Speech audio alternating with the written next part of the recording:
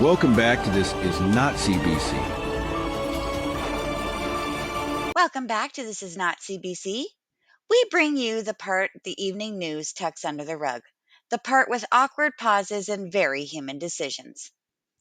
We're going to play a few short clips now. Listen closely, then ask yourself a simple question.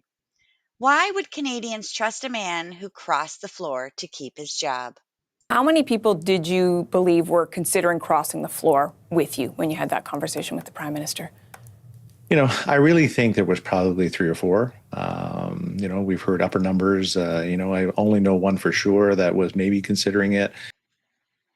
Listen to him count potential colleagues like they're attendees at a reluctant dinner party. Maybe 3 or 4, maybe. Not a manifesto, not a mandate, a maybe. So, it's always a maybe, but I think I see a lot of people within the Conservative caucus. Many of them are friends of mine.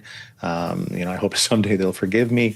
But, people aren't happy with the leadership style, not just of the leader, but of the leadership team that's there. Quite honestly, a lot of times I felt it was a part of a frat house rather than a serious political party. Ah, yes, the frat house defense. The ancient political emphasis for there was a culture I didn't fancy, so I went looking for greener paychecks. Charming. What do you mean by that? Well, I mean, it was about who was friends with who. What kind of fun could you have with something? How could you end up beating up on someone else?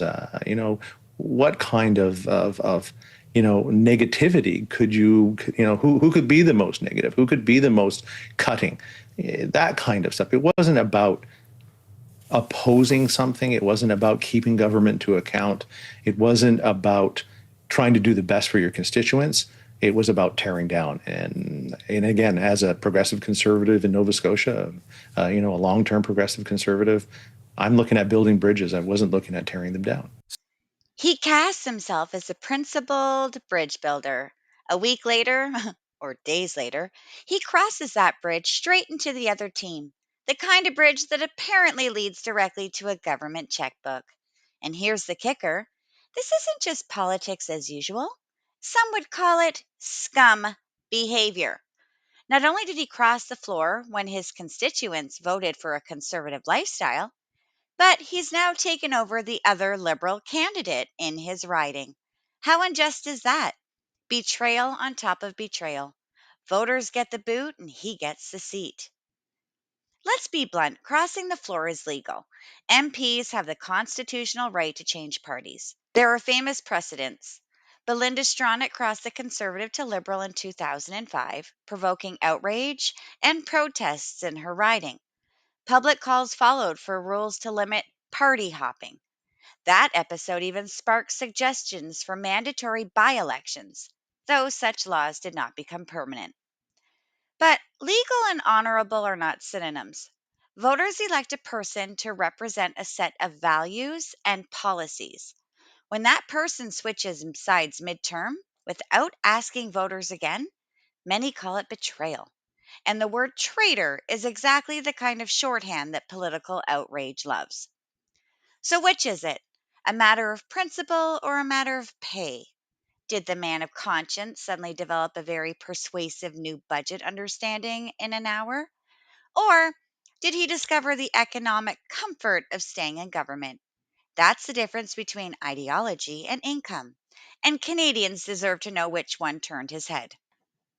So when the clips end and he smiles and says, maybe 3 or 4, ask yourself, do you want someone who changes teams, like an indecisive season ticket holder, or someone who stands by their words and their voters? Crossing the floor isn't just a political maneuver, it's a choice.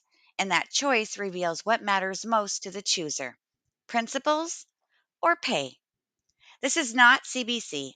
We won't lull you with bedtime reassurance. We'll hand you the clips, the timeline, and the question, and let you decide if maybe 3 or 4 is a leader or just scum taking a seat that wasn't his. Thanks for watching.